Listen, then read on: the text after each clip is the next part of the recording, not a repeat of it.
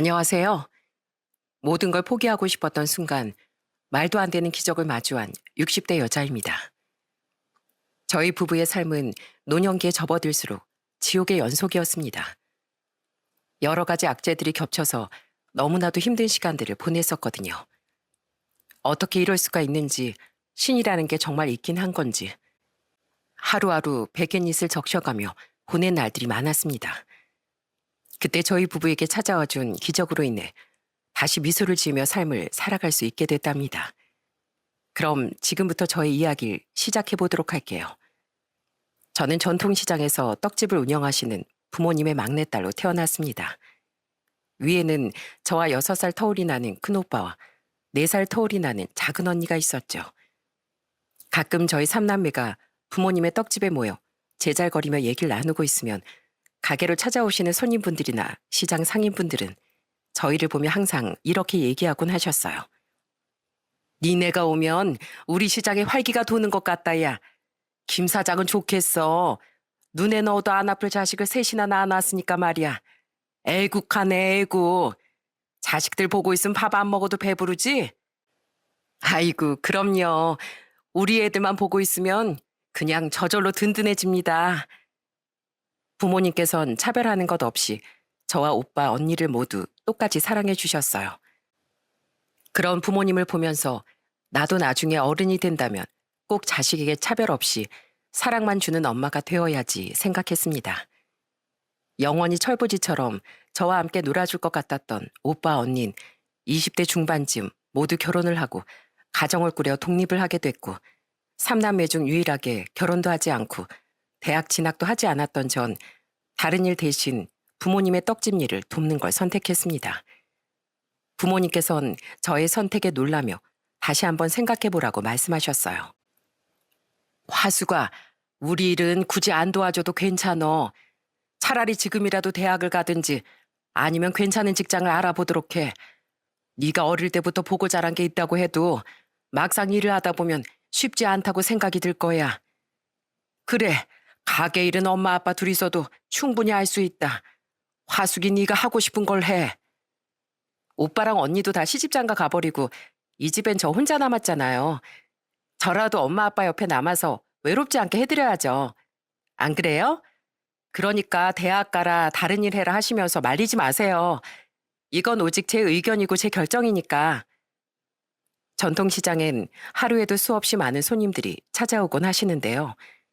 저희 떡집에도 날마다 여러 손님들이 찾아와 주셨기에 손님들을 마주하면서 이야기를 나누는 것 자체가 너무나도 흥미있고 재밌었습니다. 그냥 제 적성에 딱 들어맞더라고요. 그리고 부모님을 도와 떡집 일을 하게 되면서 지금의 남편을 만나게 됐어요. 남편은 저희 가게 단골 손님이었습니다. 처음엔 그냥 자주 오시는 손님이구나 싶은 정도였지만 일주일에 2~3번 정도 얼굴을 마주하니 자연스럽게 일상적인 대화가 오고 가게 됐죠. 부모님은 저와 남편의 그런 모습을 보고 옆에서 슬쩍 바람을 넣곤 하셨습니다. 총각, 몇 살이야? 여기 있는 우리 막내딸이랑 나이대가 비슷한 것 같은데 여자친구 없으면 다리 한번 놔줄까? 우리 막내도 남자친구가 없거든. 아빠 그만하세요. 손님한테 못하는 소리가 없어. 아, 사장님 따님이셨구나. 따님분만 괜찮으시다면야 전 마다할 이유가 없죠. 처음엔 예의상으로 하는 말인 줄 알았습니다. 그런데 점점 시간이 지날수록 남편은 제게 적극적으로 말을 걸어왔고 부모님께선 남편이 꽤 건실해 보이는 청년 같다며 한번 잘 만나보라고 말씀하셨어요. 예, 세상에 이런 인연도 흔치 않다. 저 청년, 네가 여기서 일하기 전부터 오던 오래된 단골 손님이야. 한번 잘해봐. 혹시 아니? 이게 인연이 돼서 결혼까지 하게 될지. 엄마도 참 아직 어떤 사람인지도 모르고 만나보지도 않았는데 무슨 결혼 이야기부터 꺼내요. 너무 일러요, 일러. 솔직히 그 사람이 어떤 사람인진 직접 만나고 깊게 파봐야 아는 거라고 하잖아요. 남편은 한 달 정도 제게 적극적으로 마음을 표현했고 저는 그 마음을 받아들인 뒤 남편이 어떤 사람인지 알아가 보기로 했습니다. 그런데 웬걸요? 아주 평범한 회사원이었던 남편은 저와 쿵짝이 아주 잘 맞는 사람이었습니다. 취미도 비슷했고 좋아하는 것도 같았고 무엇보다 나중에 결혼을 하게 된다면 아이를 낳고 좋은 가정을 이루고 싶다는 목표까지 같았죠. 이 정도면 하늘이 너희 만나라고 점질해준 수준이 아닌가 싶은 생각이 들 정도였어요. 그렇게 잘 맞았던 저희 두 사람은 자그마치 6년 정도를 만난 후 30살이 됐을 때 결혼을 약속했습니다. 만나는 시간이 길어지면서 양가 부모님들은 조금 걱정을 하셨지만 결혼을 하겠다는 소식을 전했을 때 누구보다도 기뻐해 주시고 축복해 주셨어요. 그렇게 저희는 오랜 연애 끝에 사랑의 결실을 맺게 됐습니다. 사랑하는 사람과 결혼이라는 꽃을 피우고 함께 산다는 건 정말이지 행복한 일이 아닐 수 없죠. 저희 또한 둘이어서 참 행복한 시간들을 보냈지만 딱 한 가지 문제가 있었습니다. 바로 아이가 생기지 않는다는 것이었어요. 저와 남편 모두 결혼 전부터 다복한 가정을 꿈꿨기에 이 부분이 참 아쉽고 속상했습니다. 친정 부모님께선 속상해하는 절 보고 이렇게 말씀을 해주셨어요. 너무 조급하게 생각하면서 거기에만 매달리지 말어. 안 생기면 안 생기는 대로 또 둘이 재미나게 잘 살면 되지. 그러다 보면 또 언젠가 좋은 소식 들릴 날이 오지 않겠어? 그러니까 속상해하지 마. 너 나중에 또 애 낳고 보면 애 없을 때가 좋았지 할 날이 온다. 이건 엄마의 경험담이야. 그러니까 애 없을 때 두 사람이서 함께하는 시간을 좀 즐겨. 시부모님께서도 뭐든 간절히 기다리면 늦게 찾아오는 법이니 마음 편하게 먹고 기다리다 보면 좋은 소식이 찾아올 거라 위로를 해주셨습니다. 양가 부모님들의 말을 듣고 보니 너무 이 부분에 집착을 하고 있었구나 싶더라고요. 결국 저와 남편은 이렇게 다짐했습니다. 여보, 우리가 결혼하고 나서 너무 아이 생기는 데만 집착을 했었나 봐. 이제부턴 이 부분에 너무 크게 무게를 두지 말고 우리끼리 행복하게 지내고 할 거 하면서 마음 편하게 지내자고. 부모님 말 듣고 나서야 알았어. 우리가 그동안 여기에만 너무 신경을 쓰고 있었다는 걸. 어머니 말씀대로 기다리다 보면 알아서 찾아와 주겠지. 저희 부부는 그날부터 아이가 생기는 것에 대한 생각과 부담들을 모두 내려놓고서 좀 더 편하게 지내기로 마음을 먹었습니다. 확실히 그 부분에 집중을 하지 않고 지내니까 이전보단 조금 편안함을 느낄 수 있었어요. 그렇게 마음을 내려놓은 지 4년이라는 시간이 지난 어느 날이었습니다. 그날은 평소랑 다르게 몸이 으슬으슬 떨리기도 하고 컨디션도 너무 안 좋았어요. 한참 더운 여름이었는데 개도 안 걸린다는 여름 감기라도 걸린 건가 싶었죠. 그런데 사람의 촉이라는 게 있잖아요. 평소랑은 몸에 다른 증상들이 일어나니 혹시나 하는 생각이 들더라고요. 그래서 급한 대로 확인을 해본 전 소리를 지르지 않을 수 없었습니다. 저희 부부가 그토록 기다렸던 아이가 찾아와 줬기 때문이었죠. 제 나이 34, 그렇게 첫 아이를 가지게 됐습니다. 시부모님께 가장 먼저 전화를 걸어 이 소식을 전해드리니 그동안 기다리느라고 마음고생을 많이 했을 텐데 정말 고생 많았다며 진심을 담아 축하해 주셨어요. 그리고 결혼 후에도 부모님의 떡집에서 일을 하고 있던 전 출근을 하자마자 부모님께 아이를 가졌다는 소식을 전해드렸어요. 저희 부모님도 무척이나 기뻐하셨고 어머닌 저를 꼭 안아주시면서 이렇게 말해주셨습니다. 아이고, 우리 막둥이 그동안 마음고생 많이 했을 텐데 축하한다. 우리 애기도 이제 엄마가 되는구나. 참 세월 빠르다. 다른 것보다도 어머니가 꼭 안고 다독여 주시는 게 제일 눈물이 나더라고요. 그리고 오빠 언니에게도 이 소식을 전하니 다들 벌써부터 조카가 생기니 아기 선물을 준비해 놓아야겠다는 둥, 애 키우는 데 필요한 물건들을 준비해 둬야겠다는 둥 난리 법석을 피우더라고요. 누가 보면 아이가 생긴 거 하나 가지고 요란들을 떤다고 생각하겠지만 다들 제가 얼마나 간절히 아이를 원했는지 알고 있었기에 더 오버스럽게 축하를 해주는 거라는 걸 전 알고 있었습니다.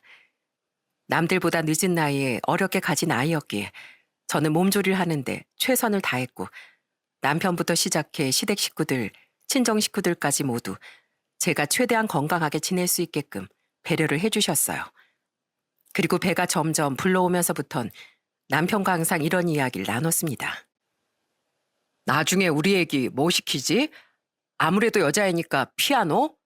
아니면 미술? 당신 닮았으면 분명히 미인일 테니까 탤런트를 시켜보는 것도 나쁘지 않겠다. 뭐라든 좋으니까 그냥 건강하게 태어나기만 해줬으면 좋겠어. 여보, 우리 오래 기다려온 만큼, 그리고 간절했던 만큼 정말 사랑으로 잘 키우자. 아, 우리 부모님이 날 이렇게 사랑해 주시는구나 하고 느낄 수 있게. 당연히 그래야지. 여보, 고마워. 내가 앞으로 더 좋은 남편, 그리고 더 좋은 아빠가 되도록 정말 끊임없이 노력할게. 그렇게 모두의 축복과 배려 속에서 딸은 아주 건강하게 태어났습니다. 딸에겐 은혜 속에서 피어난 꽃이라는 의미를 담은 은화라는 이름을 선물해줬어요. 막 태어나 꼬물거리고 있는 아이를 보는데 저 조그맣고 사랑스러운 아이가 뱃속에서 10달 동안 있었다는 사실이 믿겨지지가 않더라고요. 그 정도로 너무 행복했습니다. 저희 부부는 늦은 나이에 낳은 만큼 딸을 부족함 없이 키우기 위해 정말 많은 노력을 기울였고, 몸이 조금 약했던지라 잔병 치레를 많이 한 탓에 어렸을 때부터 가끔 응급실에 다녀온 것만 빼면 딸은 정말 밝고 명랑하게 성장해줬습니다. 엄마, 이건 뭐야? 아빠, 저건 뭐야? 길가에 피어있는 들꽃 하나도 그냥 지나치지 않고 호기심을 가득 담고서 초롱초롱한 눈망울로 이건 뭔지 저건 뭔지 물어보던 해맑은 아이였습니다. 학교를 마치면 저와 부모님이 일하고 있는 떡집으로 달려와선 부모님 품에 폭 안기며 사랑스럽게 애교도 부릴 줄 아는 아이였죠. 외할머니, 외할아버지 보고 싶었어요. 아이고 녀석, 어제도 봐놓고 이 쭈글쭈글한 할미 할애비가 또 보고 싶었어? 네, 외할머니랑 외할아버지 매일매일 봐도 보고 싶어요. 34세 여름 느지막한 시기에 기적처럼 선물처럼 이렇게 찾아와준 딸이 저희 부부는 그저 고마울 뿐이었습니다. 이때까지만 해도 저희 가족은 셋이서 평생 행복할 수 있을 거라 생각했어요. 하지만 저희 딸이 고등학교 1학년이 되던 해 그 누구도 예상하지 못한 불행이 저희 가족을 덮치고 말았습니다. 한창 비가 억세게 내렸던 장마철, 그날도 어김없이 비가 정말 많이 오던 날이었습니다. 원래 부지런하게 움직였던 딸은 그날따라 늦잠을 잤고 아침밥도 제대로 챙기지 못한 채 급하게 등교 준비를 했습니다. 아, 어떡해. 오늘 수행평가 보는 날인데 늦었어. 아유, 그렇게 알람 좀 제대로 맞춰놓지 그랬어. 평소엔 늦잠 한 번 안 자던 애가 오늘은 웬일로 늦잠을 자선? 엄마, 원래 사람은 일관적으로 살면 죽는다는 말이 있대. 가끔은 이런 날도 있어야지. 딸, 많이 늦은 거면 아빠가 차로 데려다 줄게. 아니야, 빨리 뛰면 충분히 도착해. 그럼 다녀올게요. 급하게 서두르다가 넘어지지 말고 차 조심하고. 딸은 그날 출근하는 길에 차로 데려다 주겠다는 남편의 말도 마다한 채 등굣길에 올랐습니다. 그리고 남편이 출근을 하고 몇 시간 정도가 지난 오후 일을 하고 있는데 주머니 속에서 계속 휴대전화가 울리는 겁니다. 남편도 일을 할 시간이고 딸도 학교에 있을 시간인데 대체 누가 이렇게 전화를 거나 싶어 확인을 했더니 처음 보는 낯선 번호였어요. 그런데 그 번호를 보는 순간 뭔가 쎄한 느낌이 들더군요. 두근거리는 마음을 겨우 진정시키며 전화를 받았고 그 안에선 처음 듣는 낯선 남자의 목소리가 흘러나왔습니다. 이은하 학생 어머님 되시죠? 예, 제가 은하 엄마 되는 사람인데요. 누구시죠? 제게 전화를 걸어온 것은 다름 아닌 병원이었습니다. 아침에 웃으면서 길을 나섰던 딸이 빗길 교통사고를 당해 지금 병원에서 긴급히 수술을 진행하고 있으니 빨리 오라는 연락이었어요. 현실성이라곤 조금도 느껴지지 않는 말을 듣고서 저는 그저 멍하니 휴대전화를 손에서 떨어뜨린 채 얼이 빠진 사람처럼 서 있었습니다. 예, 화수가 무슨 전화를 받았기에 그렇게 넋이 나가 있어? 왜? 누구길래 그래?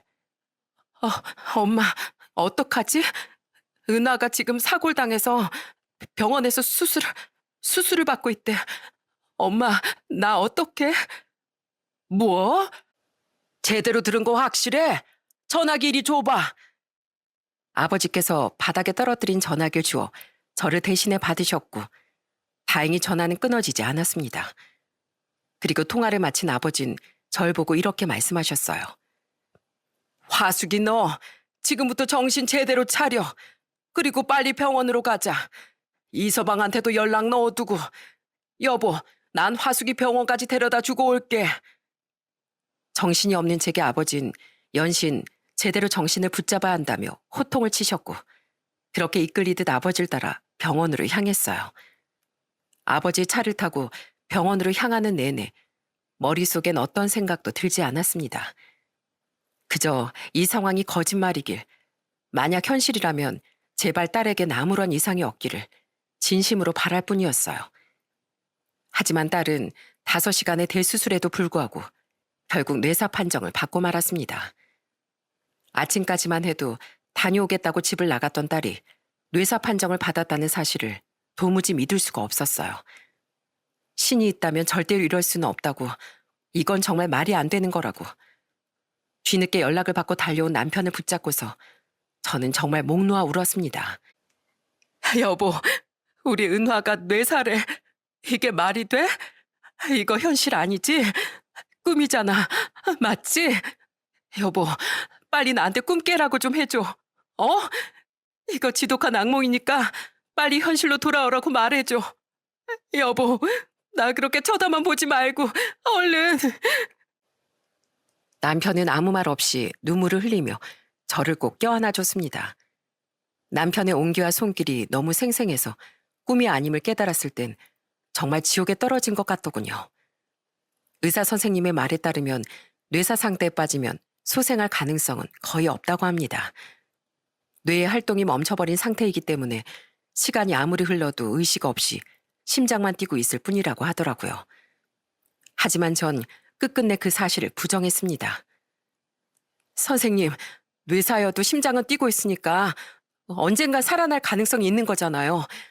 우리 은화, 제가 35에 힘들게 낳은 딸이에요. 은하도 그거 알고 있으니까 힘내서 눈 떠줄 거예요. 전 그렇게 믿어요. 그러니까 선생님, 할 수 있는 치료는 다 해봐 주시면. 따님 사고는 정말 안타깝게 생각합니다. 하지만 뇌사의 경우엔 말 그대로 뇌 활동의 회복이 불가능한 상태를 말합니다. 심장은 뛰고 있지만 결국 신체 활동의 전반적인 부분을 담당하는 뇌가 손상이 된 상태라 저희가 해드릴 수 있는 건 인공호흡기를 통해 상태를 유지해드리는 것밖에 없습니다. 보호자분께는 정말 죄송한 말씀이지만 소생의 가능성이 없으니 따님의 장기를 다른 분들에게 이식해주는 방법도 한번 생각을 해보세요. 장기 이식이라는 말을 듣고 난 후 저는 문득 과거에 딸과 나눴던 대화가 떠올랐습니다. 딸이 중학생 정도 됐을 때쯤 함께 장기 기증에 대한 다큐멘터리를 봤던 적이 있어요. 그때 딸이 넌지시 제게 이렇게 말했습니다. 엄마, 방금 방송 보고 느낀 건데 나도 장기 기증 서약이나 할까? 어머, 얘가 무슨 소리를 하고 있어? 장기 기증은 무슨?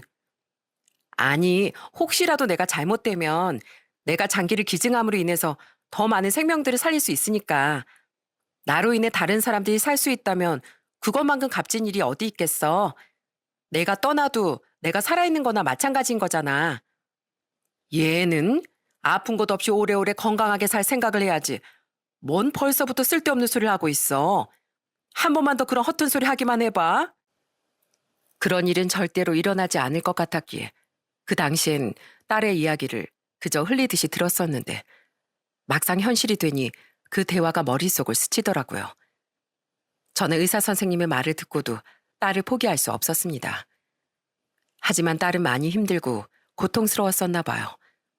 병원에 들어온 지 딱 일주일째 되던 날 선생님으로부터 마음의 준비를 하라며 마지막으로 하고 싶은 말이 있으면 하라는 이야기를 전달받았습니다. 아직도 흔들어 깨우면 일어날 것 같은데 엄마 하고 눈을 뜰 것 같은데 이렇게 평온한 얼굴을 하고 있는 딸이 떠난다니 믿을 수가 없어 정말 미친 듯이 눈물이 펑펑 쏟아졌습니다. 하지만 이렇게 울고만 있는 부모님의 모습을 보면 딸도 마음 편히 세상을 떠나지 못할 것만 같은 기분에 저는 겨우 눈물을 닦고 딸의 손을 꼭 잡은 채로 이렇게 속삭였습니다. 은하야, 엄마랑 아빤 우리 은하가 어느 날 갑자기 선물처럼 찾아와줘서 너무 기쁘고 행복했어. 은한 착하고 밝은 아이니까 그곳에서도 많은 친구들이랑 잘 지낼 수 있을 거야. 엄마 아빠는 조금만 더 힘내서 살다가 우리 은하 만나러 갈게. 우리 딸은 거기서 잘 지내면서 하늘의 별이 돼서 엄마랑 아빠 꼭 지켜줘. 알겠지? 세상 하나밖에 없는 내 딸 사랑해. 정말 많이 사랑해. 이 말을 끝으로 딸은 17이라는 나이에 손에 닿지 않는 곳으로 돌아올 수 없는 소풍을 떠나고 말았습니다. 그리고 마지막으로 딸의 뜻에 따라 아픈 친구들이 조금이나마 건강해질 수 있길 바라는 마음을 담아서 장기 기증을 신청하게 됐어요. 딸의 장례를 치르는 동안 시댁 식구들과 친정 식구들, 그리고 딸의 친구들까지 너나 할 것 없이 모두 찾아와 같이 눈물을 흘려줬어요. 3일 내내 장례식장은 정신없이 붐볐고 발인을 하는 날까지도 많은 분들이 걸음을 함께 해주셨습니다. 덕분에 우리 딸 가는 길이 조금은 외롭지 않았겠다 싶었죠. 35이라는 나이에 만난 소중한 제 아이 은화는 그렇게 평생 저와 남편의 마음 깊은 곳에 묻히게 됐습니다. 그리고 은하를 다치게 한 가해자는 교통사고 전과가 있었기에 징역형을 받게 됐다는 소식과 저희 은하가 남기고 간 흔적들은 생명이 위태로웠던 4명의 아이들에게 무사히 이식되었다는 소식까지 들을 수 있었어요. 그 후 일주일 정도가 지난 어느 날 지역 신문사에서 연락 한 통이 걸려왔습니다. 안녕하세요 어머님. 최근에 빗길 교통사고로 안타깝게 따님을 잃으셨다는 소식을 접하게 됐어요. 그리고 몸이 아픈 다른 아이들을 위해 장기기증이라는 큰 결정을 하셨다는 말을 듣고서 이렇게 연락드렸습니다. 저흰 지역 언론사고요. 어머님같이 안타까운 사고로 가족을 잃고 장기기증이라는 선한 결정을 내린 가족분들을 찾아서 간단하게 인터뷰를 진행하고 기사를 내고 있습니다. 신뢰가 되지 않는다면 간단한 인터뷰를 좀 부탁드려도 괜찮을까요? 네, 알겠습니다. 못할 거 없죠. 인터뷰 해드릴게요. 연락을 받은 전 흔쾌히 인터뷰에 응했고 언론사와 만나 2시간 정도 긴 대화를 나눴습니다. 은한 살아생전 어떤 아이였고 우리 부부에게 어떻게 찾아와준 아이였는지 이런저런 대화를 나누다 보니 정말 시간 가는 줄 모르겠더라고요. 마지막으로 장기를 이식받은 분들에게 따로 남기고 싶은 말씀이 있으실까요? 전 우리 은하 심장을 이식받은 분에게 딱 한마디만 전해드리고 싶어요. 2번째 삶을 살게 된 만큼 정말 행복하고 좋은 것들만 보고 살았으면 좋겠어요. 아프지 말고 건강하게. 그리고 이 기사가 나가게 됐을 때 볼 일은 없겠지만 그래도 혹시나 보게 된다면 제일 전통시장 안에 있는 떡집으로 꼭 한번 찾아와 줘요. 얼굴 보고 인사하고 싶어요. 솔직히 모두 이식이 완료됐다는 소식을 듣자마자 한 분 한 분 만나 뵙고 싶었지만 기증자와 수혜자는 법적으로 정보를 전하고 만나는 게 불가능하다는 말에 조금 아쉬웠거든요. 그래서 언젠가 시간이 많이 지나더라도 딸의 심장을 이식받은 분은 꼭 한번 만나보고 싶은 마음을 담아 이야기를 하고서 인터뷰를 끝마칠 수 있었습니다. 그리고 인터뷰를 진행한 지 3개월 정도가 지난 어느 날 저희 가게로 굉장히 작고 마른 아이와 아이의 아버지로 보이는 남자가 찾아왔어요. 그리고선 절 향해 이렇게 물어보더군요. 저 혹시 얼마 전에 인터뷰하신 적 있지요? 따님께서 사고를 당해 다른 분들에게 장기를 이식해 줬다고. 아, 네, 맞아요. 인터뷰 했었어요. 안녕하세요. 저희가 이쪽 사람이 아닌지라 물어물어 겨우 찾아왔습니다. 저희 아들이 따님의 심장을 이식받아서 2번째 삶을 살게 됐습니다. 진심으로 감사 인사드리고 싶어서 이렇게 찾아왔어요. 저는 그 말을 듣고 깜짝 놀랐습니다. 다른 건 몰라도 저희 아이의 심장을 이식받은 분은 꼭 한번 만나보고 싶었는데 제 인터뷰 기사를 읽고 이렇게 찾아와 주신 것 같았어요. 아버지의 손을 꼭 잡은 조그만 아이를 보니 괜히 반가운 마음이 들기도 하고 또 떠난 우리 딸이 생각나 마음이 아프기도 해서 눈물이 절로 흐르더군요. 저희 아이는 선천성 심장 판막증을 가지고 태어난 아이예요. 아이 엄만 아이를 낳자마자 아픈 아이는 책임질 수 없다면서 도망을 갔고 저랑 저희 어머니가 정말 힘들게 키웠죠. 심장 이식밖엔 방법이 없다고 해서 장기 이식 대기자 명단에 이름을 올려놓고 몇 년째 맞는 심장이 나오지 않아서 기다리고만 있었는데 이제 따님의 심장을 이식받고 이렇게 건강해질 수 있었습니다. 정말 진심으로 감사드립니다. 아니에요. 생전 저희 아이의 뜻이 헛되지 않았네요. 아픈 아이들을 위해서 장기 기증을 하고 싶어 했거든요. 우리 은하의 심장으로 아이가 건강해질 수 있어서 정말 다행이에요. 희권아, 너도 아주머니께 감사하다고 인사드려야지. 감사합니다. 그렇게 아이와 아이의 아버진 저와 한참 동안 대화를 나누다 인사를 한 뒤 멀어졌습니다. 저는 그 뒷모습을 향해 저 아이와 아이의 아버지가 앞으로 살아가는데 고난 없이 그저 건강하고 행복하기만을 빌었습니다. 딸이 떠난 후 그 자리에 멈춰 흐르지 않을 것 같던 세월은 정말 속절없이 흘렀고 그 사이에 저희 부모님께서도 노안과 지병으로 인해 차례로 세상을 떠나셨습니다. 세월의 흐름에 따라 사람이 떠나게 되는 건 당연한 순리지만 인생이라는 게 참 허탈하더라고요. 가끔 주변인들이 떠나는 걸 볼 때마다 죽음에 대한 생각과 두려움이 들기도 했습니다. 그런 과정들을 겪고 나니 제 나이는 조금씩 흰머리가 늘어나면서 주름살도 한 줄 두 줄 늘어나는 60대 중반의 나이로 접어들었어요. 부모님 두 분이 모두 돌아가신 후 시장에서 운영하던 떡집은 자연스럽게 제가 물려받아 리모델링 후 새롭게 운영하게 됐고 남편도 직장에서 은퇴 후 경비 일을 하다가 제가 떡집을 물려받은 이후부턴 옆에서 제 일을 도왔어요. 경비일 그만두지 말지. 거기 월급도 괜찮고 주민들도 괜찮았잖아. 그래도 당신 혼자 하는 거랑 같이 하는 거랑 차원이 틀리지. 장인어른 장모님께서도 살아생전에 같이 이끌어 나가셨으니 우리도 같이 해야 하늘에서 장인어른이랑 장모님이 보시고 아이고 우리 사이가 잘하고 있네 하실 거 아니야. 그리고 우리 은하도 아빠가 엄마 잘 돕고 있네 하고 생각할 거고 어떤 일을 하든지 간에 혼자 하는 것보단 둘이 하는 게 훨씬 나아.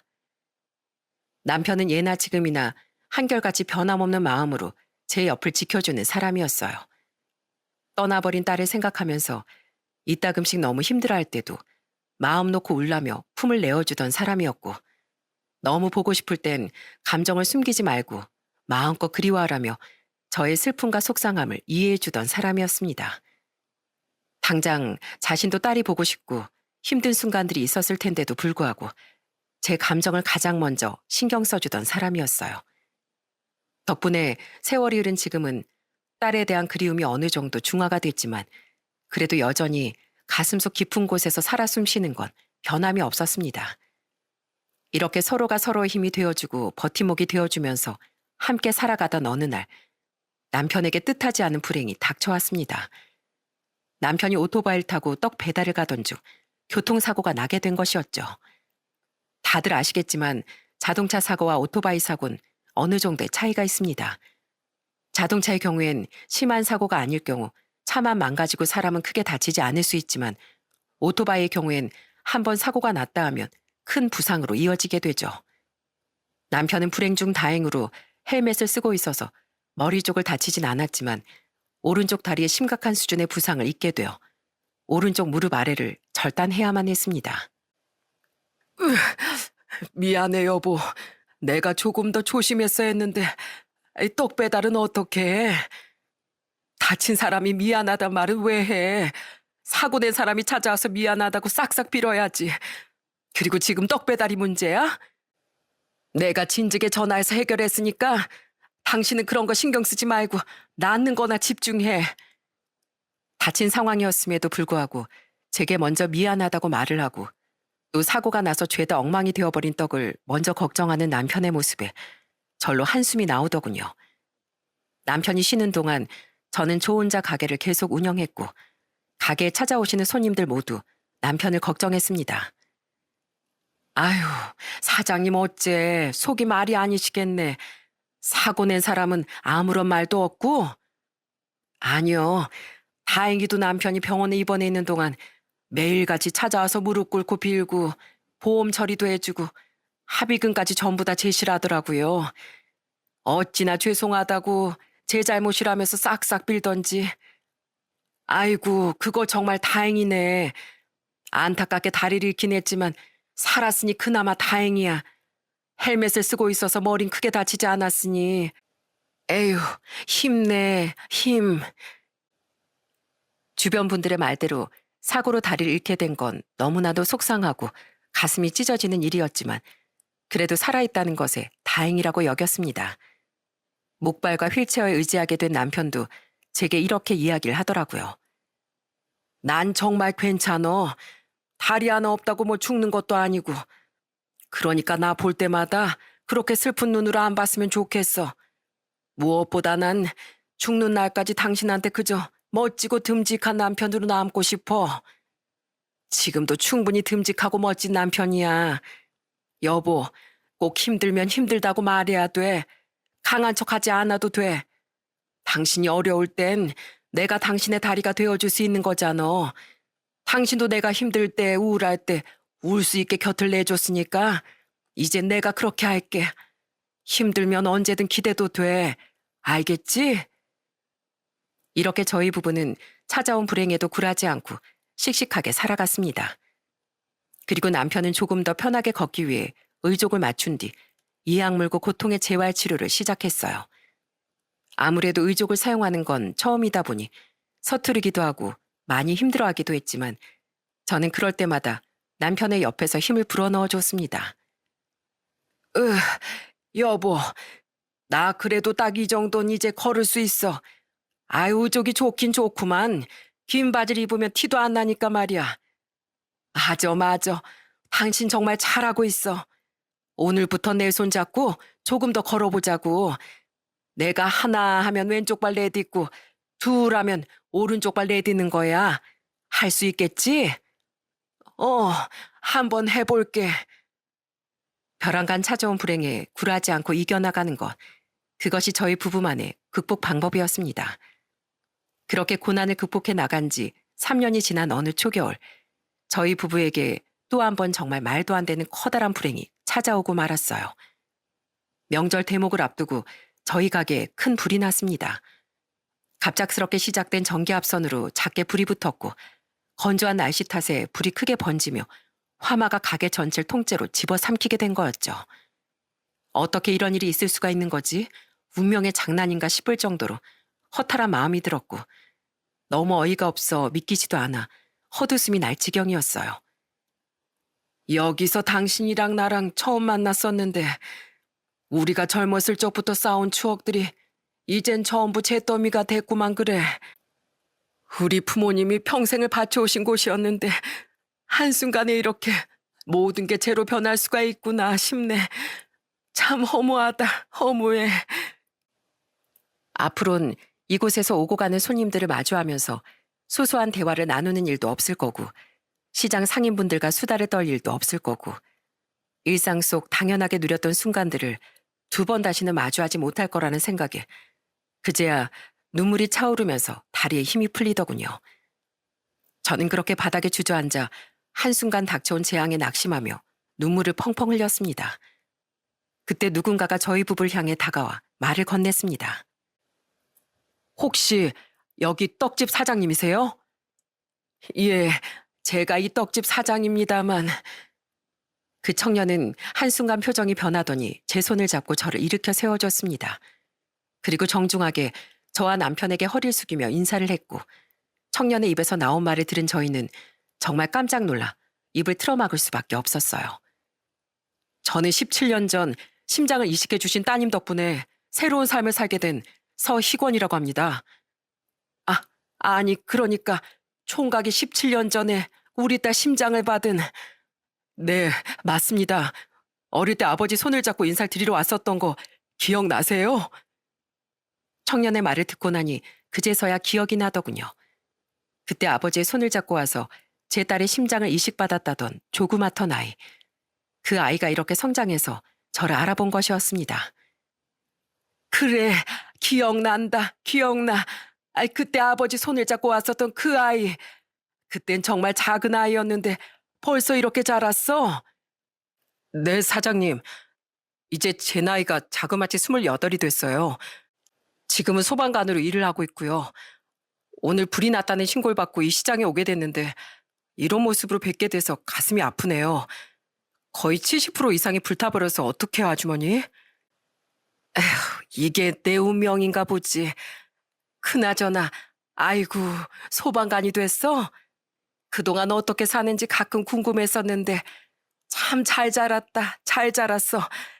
세상에 이렇게 기가 막힌 인연이 다 있나. 근데 어떻게 날 한 번에 알아본 거야? 이미 많이 늙었는데. 어떻게 제 생명을 살려준 은인을 잊을 수가 있겠어요? 항상 아주머니와 아저씨 얼굴을 새기며 지내왔어요. 그리고 저 소방관 된 지 이제 2주차예요. 조금 적응하면 아주머니부터 찾아뵈려고 했는데 이런 모습으로 뵙게 됐네요. 근데 아주머니 가게 이름도 바뀌고 간판도 바뀌셨네요. 왜 이렇게 지으신 거예요? 우리 딸 이름이야. 딸을 떠나보내고 매일 그리워서 가게 이름을 바꿨었지. 이렇게라도 하면 딸이 항상 우리와 같이 있는 것 같아서. 청년은 제 말에 눈물을 흘리더군요. 그러면서 이러더라고요. 아주머니, 따님의 심장은 제 가슴 속에 뛰고 있잖아요. 그러니 항상 절 보면서 따님을 생각하세요. 이젠 제가 자주 찾아올게요. 고맙네. 고마워. 사장님, 제가 우선 현장 수습을 마무리 지어야 해서요. 혹시 실례가 되지 않는다면 연락처를 좀 받을 수 있을까요? 이따가 오후쯤 제가 연락을 드릴게요. 저는 청년에게 휴대폰 번호를 알려줬고 청년은 번호를 받아간 다음 제게 꾸벅 인사를 하고서 떠났습니다. 세상이 좁다는 건 알고 있었지만 이렇게 인연이 되어 만나게 될 수도 있구나 싶은 생각이 들어 남편도 저도 이 기가 막힌 우연을 신기했습니다. 그리고 몇 시간 후 청년에게서 시장 근처에 있는 커피숍에서 뵙고 싶다는 연락을 받았고 저는 알겠다는 답장을 남긴 후 남편과 함께 커피숍으로 향했습니다.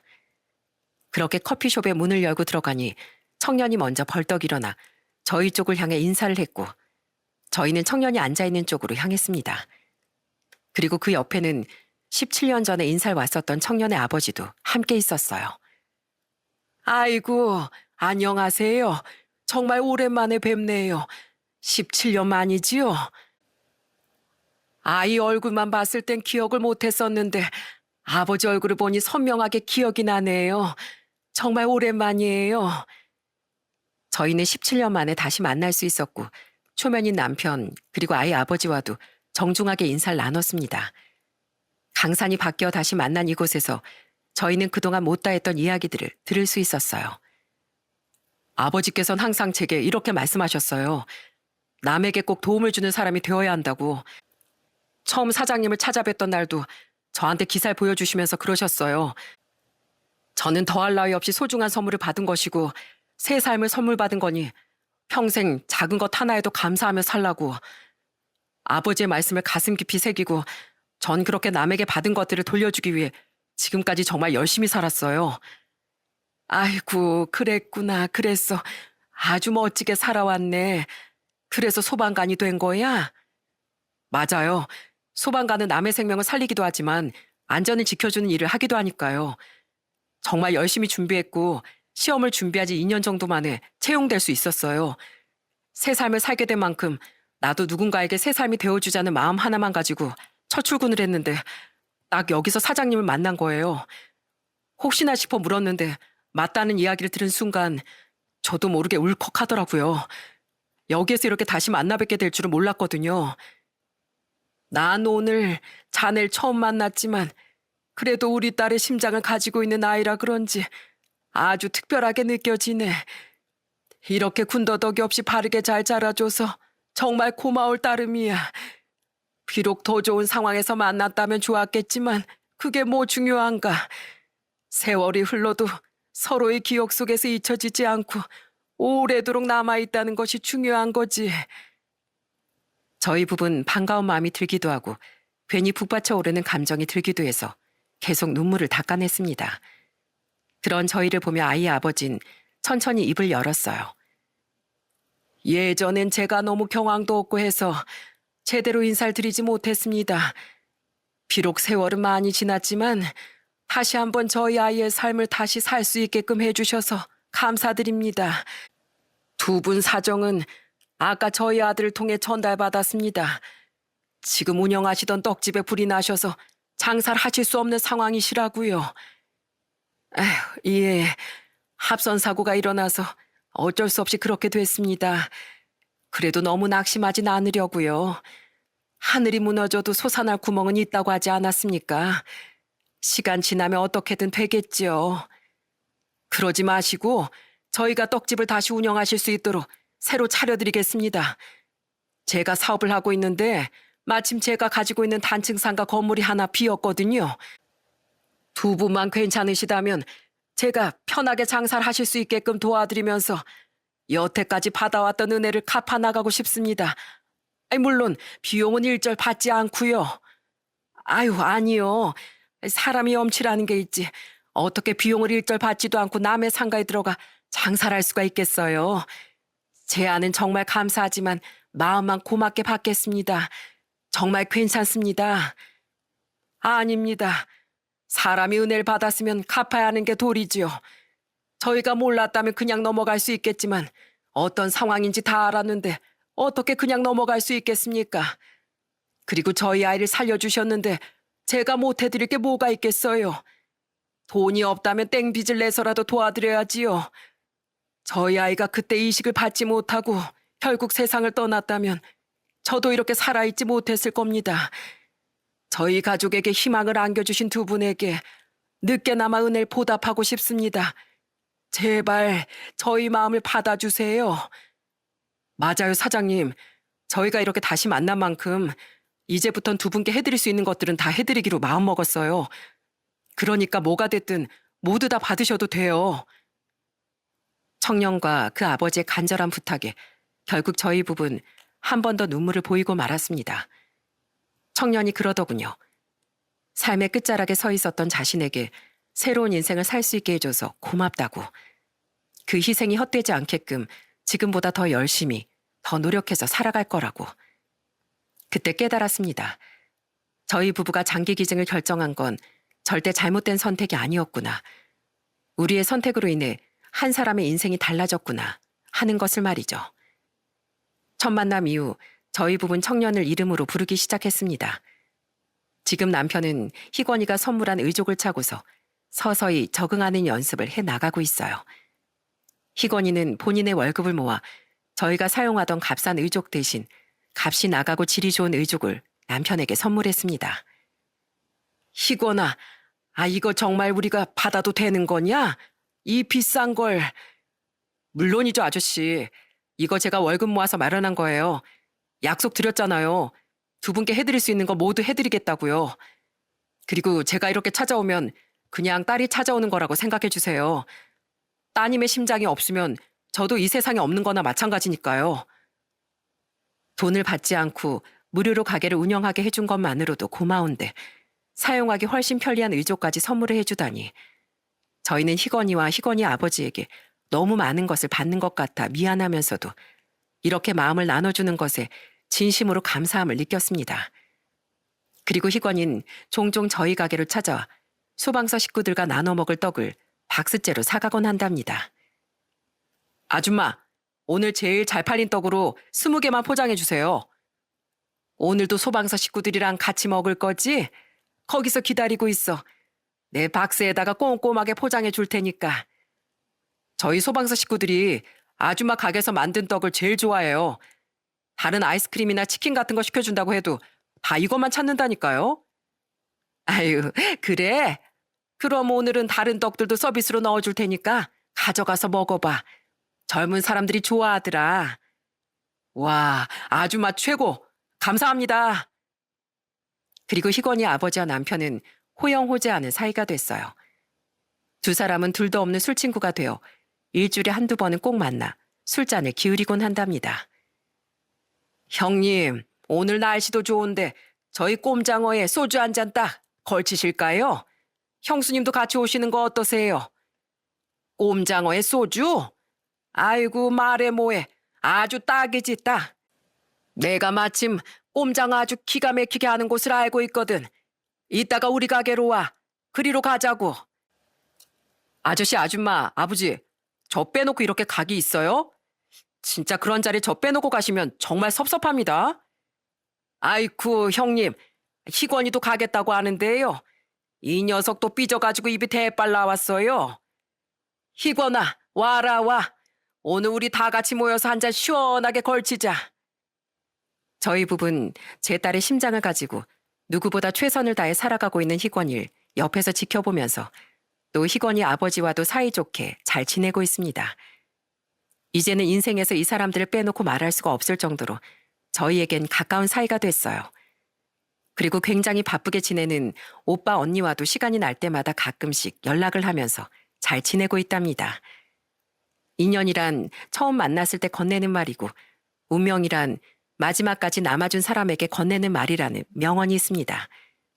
희건이네 식구들은 인연을 넘어 저희 가족에게 운명으로 남았습니다. 저희가 내린 하나의 큰 결심으로 이렇게 평생 동안 남을 관계가 만들어지다니 어쩌면 하늘로 떠난 딸이 맺어준 연이 아닐까라는 생각도 드네요. 마지막으로 어린 나이에 세상과 작별을 하게 된 딸에게 딱 한마디를 남기고 사연을 마무리해볼까 합니다. 은화야, 엄마랑 아빤 이제 머리가 새하얗게 새어가는 나이가 됐다. 넌 아직도 밝고 찬란한 청춘인 17에 머물러 있구나. 우리에게 행복을 줬던 사랑스러운 내 딸.